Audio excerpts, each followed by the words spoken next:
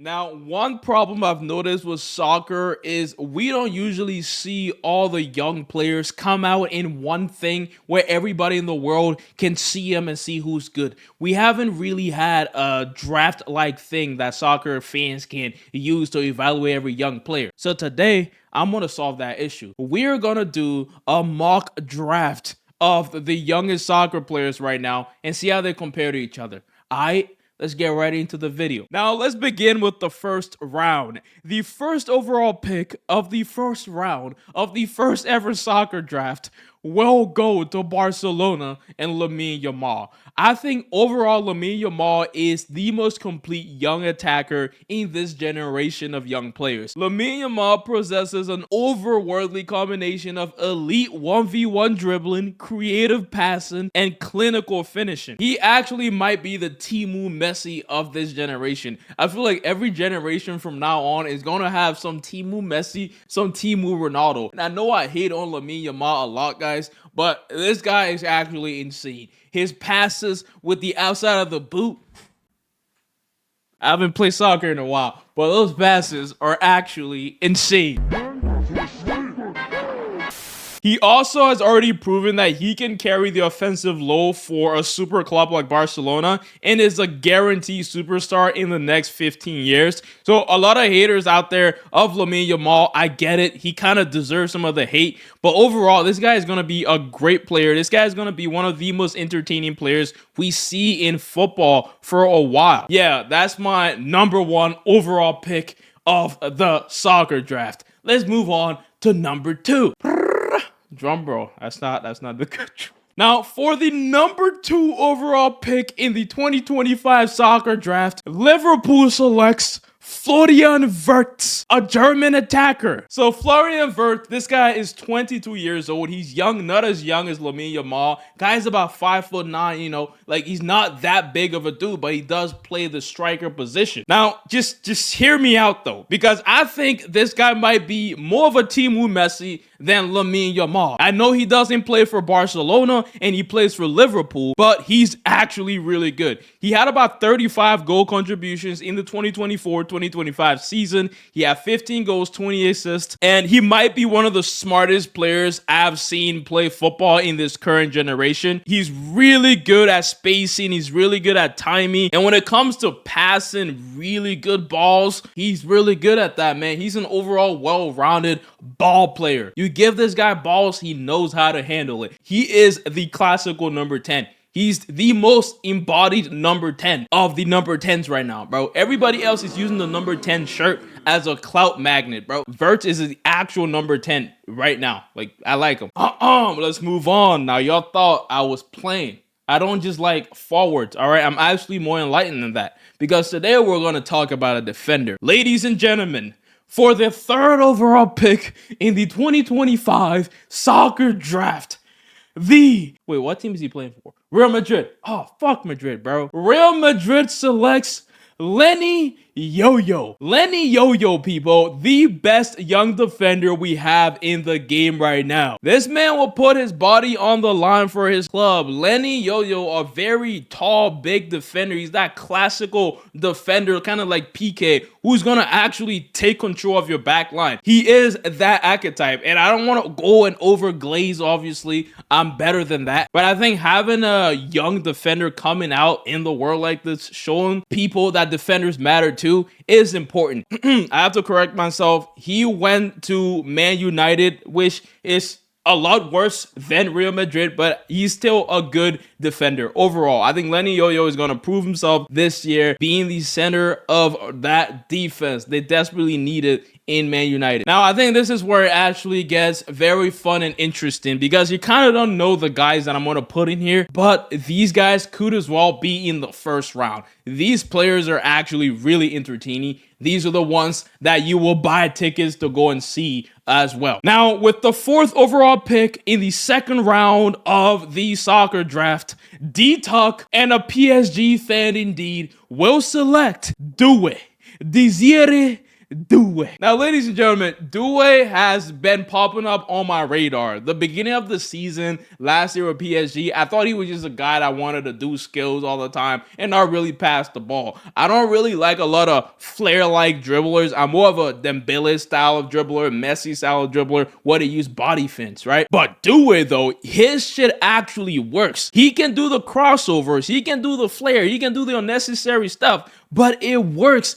And that's what's really impressive about him. He's that kind of guy that can actually make your team more entertaining off the bat. Due is weirdly tall for a winger. That might explain why he's not using the body thing as much to beat players, but that shouldn't be a thing to hold him back, because I consider him an artist right now. He's more of an artist than Lamine Yamal, to be honest. He has this pure dribbling ability that any of these young players don't really have. He's capable of weaving through multiple defenders. This, for me, guys, with Due is a pick that is based purely off of the ceiling that I see with this player. He is raw right now. He's unpredictable, right? His talent, you don't know where he's gonna be, but he could become one of the best players we see in this generation. It could be between Due and Lamar for the most part, but he's gonna be a second round pick for me. All right, I promise I'm not being biased, because the next pick is another PSG player. Ladies and gentlemen, with the 6th pick of the 2025 soccer draft, PSG again selects Bradley Barcola, the speedster of all speedsters in soccer. And go in the comments, bro. Call me a soccer hater. Call me not a football user. You know, not saying the right name. I don't give a fuck. Now, this is why I like Bradley Barcola, all right? He is a pure offensive chaos in the best way possible. Barcola is a nightmare for defenders in one-on-one situations, but he also has this blessing of blistering pace that we only saw for Dembele for like 4 years of his career. He got tricky feet, kind of like Due, and is increasingly becoming more valuable in the offensive third. His decision-making is getting better. I think this season he was overshadowed by the outburst of Due coming onto the scene in the Champions League and stuff like that. So a lot of people looked down on Barcola for a little bit. But y'all forgetting, bro, this guy is actually one of the most electrifying players in the world right now. Now, this one is going to sting us PSG/Barca fan. Some of us fan wagons out there that only go for the teams that got the Dembeles of the world on it, all right? It's going to sting us because Chelsea is in this as well, all right? Ladies and gentlemen, with the 6th overall pick of the 2025 soccer draft, Chelsea selects Joao Pedro, 6 foot, 168, a season contribution of 25 goals, blah, blah, blah. Joao Pedro is really good at football. All right, like this guy came onto the scene. I haven't really heard much about him until the Club World Cup and absolutely destroyed it, bro. He was a key figure in that game that PSG lost, right? That final. It was all about Joao Pedro and Cole Palmer, who is not going to be on this list, but he's another good young and upcoming player. For me, I think the reason why Joao Pedro is extremely good and valuable in this current age of soccer is his supreme skill and versatile Brazilian mentality, all right? This guy is the Brazilian striker to the core. He has the dribbling, he has the technical flair, he has the work rate that is needed to play in England. He's a nightmare for any defense. He's constantly drawing fouls, he's creating chances,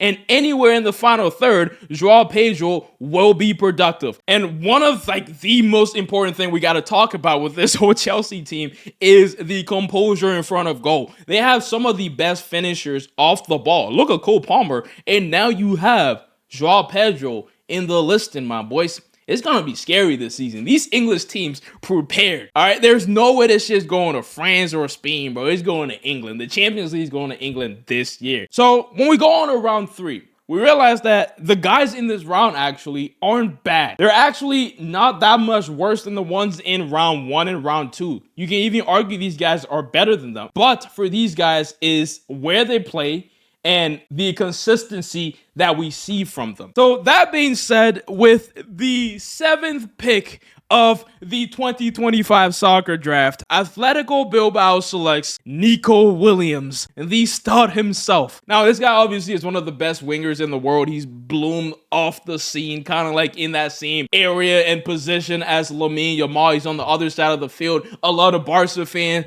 want him, but he's playing at Bilbao. This is why he's in the 3rd round. When it comes to really evaluating Nico Williams, guys, as a young player overall, he's 23, so he's really pushing up there, right? Kind of like me. We're unks now almost. I think Nico Williams has this unadulterated game-breaking speed. He's arguably the fastest player in La Liga right now. He's not like your Lamine Yamal who's using cadence to beat players. He's beating you with pure pace. Reminds me of Dembele, but just slightly slower. I think he is the typical throwback winger, and he really does focus on the byline to cause havoc for these defenses. I think Nico Williams, if he actually chooses a team that is watchable, he will go somewhere in his career. He shouldn't stay with Athletic Club for the rest of his career. That would be a huge mistake. Now, for the 8th overall pick in this draft, guys, we are gonna go with a sleeper agent. And this guy, Benjamin Sesko, a striker from RB Leipzig. All right, this guy is 6'5" tall, 190 pounds. This is your typical striker through and through. He has the physical part of the game